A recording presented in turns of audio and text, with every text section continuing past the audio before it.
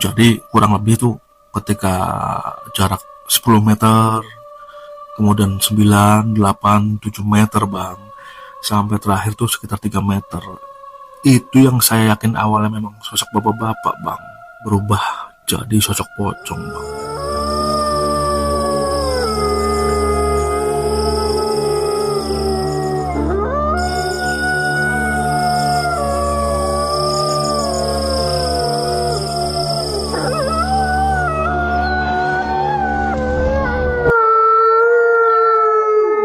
Assalamualaikum warahmatullahi wabarakatuh. Bang Pragivari, ini adalah pengalaman saya. Ya pada saat itu usia saya masih sekitar 20 tahun. Saat itu saya masih kuliah di sebuah universitas di daerah Lampung. Dan pada saat itu saya mengambil jurusan pertanian. Saya bukan asli daerah sana dan saya memang berasal dari daerah Jakarta. Pada semester kedua ya, karena memang sudah lama, akhirnya kita sudah saling kenal dengan kawan-kawan, baik yang sejenis ataupun lawan jenis. Dan di antara lawan jenis itu memang ada salah satu seorang perempuan yang memang asli dari daerah sana.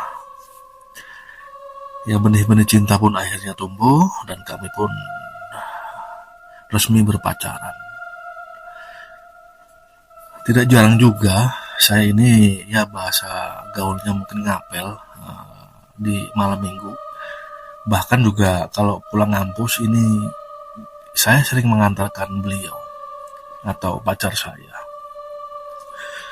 Jarak dari kampus ke rumahnya ya dibilang jauh, 1 jam lebih. Nah pada saat itu memang kondisi jalanan juga bisa dikatakan sangat parah. Belum lagi kalau malam hari. Nah jadi kalau mau ngapel, saya itu biasanya nginap di rumah kawan yang memang satu arah.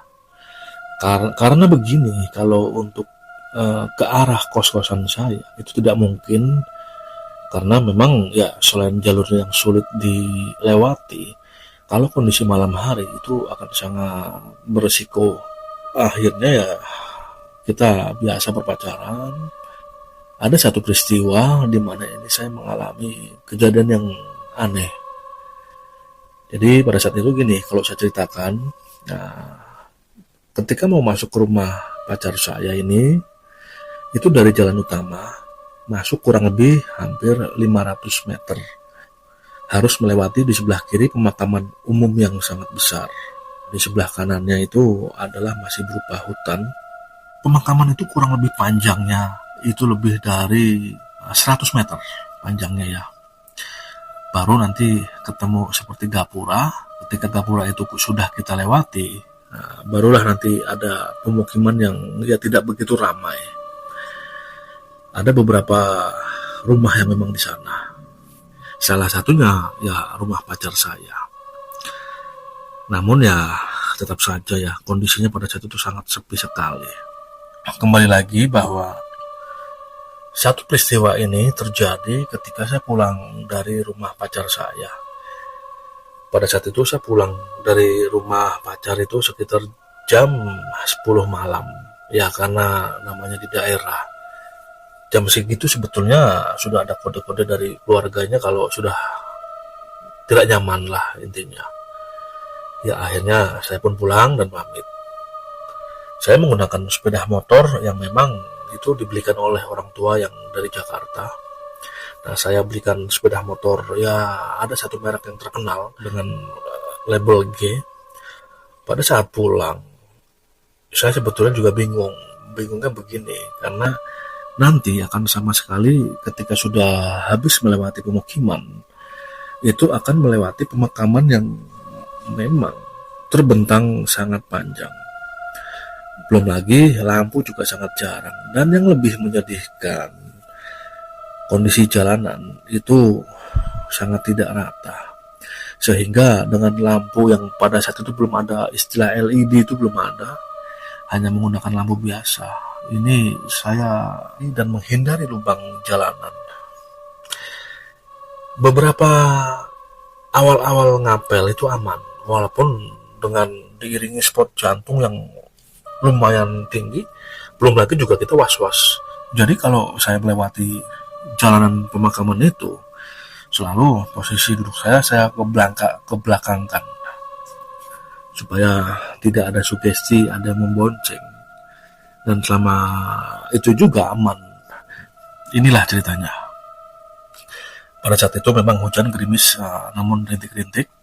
Saya pulang dengan rasa yang memang dari awal datang sudah cemas, karena rasa sepi ini ketika hujan itu akan semakin menjadi. Setelah saya pamit, memang perasaan sudah sangat tidak enak, Bang. Apalagi ketika sudah melewati rumah terakhir dari warga, yang biasanya di ujung dari rumah warga ini ada seperti pos kamling, dan itu ramai. Namun pada saat itu memang kondisinya sepi. Ketika sudah melewati rumah terakhir, saya rencananya akan menarik tuas gas dengan cepat, sebisa mungkin, ya seperti motor trail ya, itu pemikiran saya. Karena supaya sampai ke jalan raya ketika melewati pemakaman itu. Siap menarik gas, itu mendadak motor saya mati, Bang. Wah, semakin saya panik. Wah, udah kondisinya gelap, gerimis makin besar, lampu motor juga pasti kan mati ya. Itu bagaimana saya ini mengatasinya. Nah, tiba-tiba nih ada bapak-bapak, Bang, menggunakan baju putih. Dia lewat, namun ya dia tidak berbicara apa-apa. Ketika dia sudah lewat agak jauh dan melewati saya, tiba-tiba motor saya ketika saya nyalakan, ini kok bisa hidup, Bang. Bisa hidup, ya udah, saya senang kan. Saya akhirnya ya yang awalnya tadinya mau menarik gas dengan kencang, namun karena melihat ada orang searah ke arah jalan raya, ya udah dah, saya menariknya ini secara biasa saja. Pelan-pelan saya buntuti orang itu, Bang, yang bapak-bapak tadi, Bang. Saya buntuti, itu sudah jauh jaraknya, Bang, mungkin 30 meter ya di depan. Saya buntuti pelan-pelan dengan jalan kondisi yang memang rusak ya. Saya seperti melewat itu karena menghindari lubang. Yang kondisinya pada situ bau bunga kamboja ketika melewati makam itu ya sangat menusuk hidung. Makin lama sosok bapak-bapak itu yang tadi kan makin dekat tuh, ya kelihatan makin jelas. Saya makin tenang kan, wah ada searah. Namun ketika makin dekat, Bang, saya kaget. Kaget kenapa? Jadi kurang lebih tuh ketika jarak 10 meter, kemudian 9, 8, 7 meter, Bang, sampai terakhir tuh sekitar 3 meter. Itu yang saya yakin awalnya memang sosok bapak-bapak, Bang, berubah jadi sosok pocong, Bang. Ternyata dia tidak berjalan tapi seperti melayang. Saya panik. Wah, mau saya lewati sosok ini saya juga ragu, mau balik arah saya juga nanti bagaimana, Bang. Yang bikin saya hampir menangis, mesin saya mati, Bang. Mesin saya mati. Astagfirullahaladzim, saat dalam kondisi seperti itu saya ini ya ketakutan. Terus saya berzikir tuh di dalam hati, sampai saya tuh merasakan keringat sebesar-besar jagung itu menetes di wajah leher saya. Namun yang aneh, ketika motor saya mati, sosok pocong itu juga berhenti, Bang. Seperti menunggu saya. Seperti menunggu. Nah, satu titik pocong itu malah mendekati saya, Bang. Itu epicnya kenapa, Bang? Saya hampir pingsan. Kenapa? Karena itu ketika dia melewati saya lagi ya, ke arah saya nih, saya menggigil. Saya sambil baca-baca dan berzikir. Itu ada jarak sekitar 2 meter di sebelah kiri saya. Saya yang memang tidak mau melihat wajahnya. Namun tak kenapa, saya seperti dipaksa untuk melihat wajahnya. Itu, aduh, ternyata saya pernah ketemu, Bang. Jadi, seperti sosok tetangga dari pacar saya, Bang. Ya, saya pikir, mungkin itu hanya meniru dalam hati saya. Nah, ketika dilewat, sampai pada akhirnya saya menengok dan sosok itu tidak ada. Akhirnya saya coba lagi untuk menghidupkan motor saya. Alhamdulillah motornya itu bisa menyala ya. Nyala, langsung itu saya menarik gas dengan sangat kencang dengan kondisi saya sudah berjudi istilahnya. Kenapa? Ya jatuh-jatuh lah intinya gitu. Sampai pada akhirnya sebelum itu keluar jalan besar, itu ternyata memang ada di belakang saya. Ya pantas ketika saya merasa dia sudah pergi itu tiba-tiba ada terasa teret di belakang saya. Namun karena saya takut, saya tidak ngeh atau berpikir dia membonceng saya. Ketika pas sekali itu di jalan besar yang mau ke arah rumah teman saya, tiba-tiba itu seperti ada yang melayang dari belakang saya. Langsung otomatis motor saya ini terasa enteng.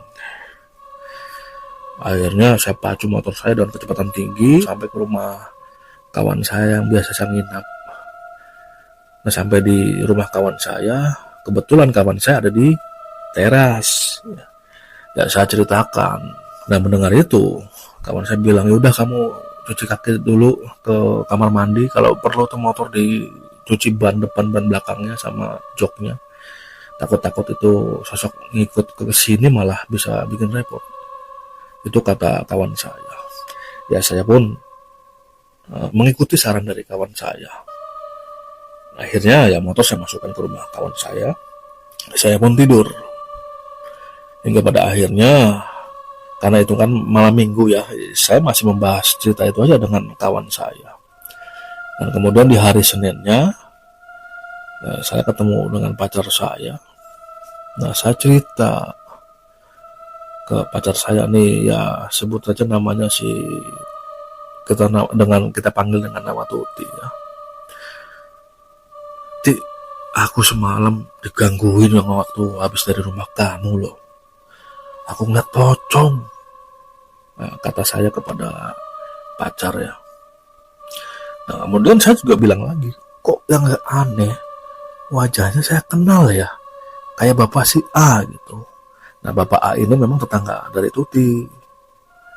Tetangga, ya belum sempat saya ngomong lagi, pacar saya bilang, "Lah emang Mas nggak tahu kalau bapak A itu kan memang baru meninggal 3 hari yang lalu." Nah, langsung jantung saya kaget kan, jeduk. Oh, pantes. Kok wajahnya mirip ya? Ya akhirnya saya pun ngobrol panjang lebar dengan pacar ya ketika jam istirahat. Jadi ternyata bapak-bapak itu kan memang seorang diri tinggalnya, karena keluarganya juga, jadi istrinya sudah lama meninggal, anaknya ada di luar kota. Meninggalnya itu tidak langsung ketahuan. Ya kemudian singkatnya, ketika saya mau main nantinya, ngapel pun itu tidak akan berani malam hari. Ya saya ambil kesempatan di hari Minggu sore. Nanti sebelum maghrib saya pulang. Walaupun tentunya ketika pulang maghrib juga tidak kalah menakutkan. Cuma ada cumanya gini. Jadi ada kalanya kita berpapasan dengan orang jalan, orang naik sepeda. Karena untuk naik motor ya, kendaraan pada saat itu masih jarang. Cerita lagi dari pacar saya yang namanya Tuti itu, bahwa itu bang, kalau kata orang-orang lama di sini, kalau abang tahu itu sebetulnya namanya Gang Pocong bang, kata pacar saya. Kenapa disebut nama itu? Ya karena sering muncul penampakan-penampakan seperti itu. Nah, kalau zaman dulu orang mau ke pasar, itu kan berangkatnya memang bisa jam 1, jam 2 malam ya. Itu pasti selalu melihat. Ya karena memang udah terbiasa mungkin ya. Jadi ya mereka tidak takut. Namun kalau yang zaman-zaman sekarang itu seperti kayak kita ini ya mungkin takut. Nah, itu kata dari pacar saya. Sebetulnya penampakan itu masih sampai saat ini masih sering terjadi bang. Jadi kalau memang abang kira-kira ragu-ragu ya, kalau mau main jangan malam hari. siang hari aja. Namun bagi kami warga sini ya itu sih hal biasa ya, karena mungkin memang sudah sedari kecil, jadi melihat seperti itu tidak takut lagi. Tapi kalau aku takut bang, itu kata pacar saya yang namanya memang Tuti. Ya seperti itu bang Pra, cerita yang memang saya alami langsung, informasi ya memang akhirnya pacar saya itu jadi istri saya di kemudian hari. Kalau lihat sekarang, itu pemakamannya masih ada, namun di seberangnya, di sebelah kanan yang dulunya itu hutan-hutan, sekarang sudah ada pemukiman bang. Jadi kalaupun jam berapa aja lewat, itu sudah tidak menakutkan lagi. Jadi sudah padat lah, tidak seperti zaman dahulu yang memang sangat menyeramkan. Kira-kira seperti itu saja bang Pragivari. Terima kasih. Ya, terima kasih juga atas ceritanya Mas Joko. Joko ini memang berdomisili di daerah Lampung. Saya Pragivari tidak panjang lebar mengucapkan wassalamualaikum warahmatullahi wabarakatuh.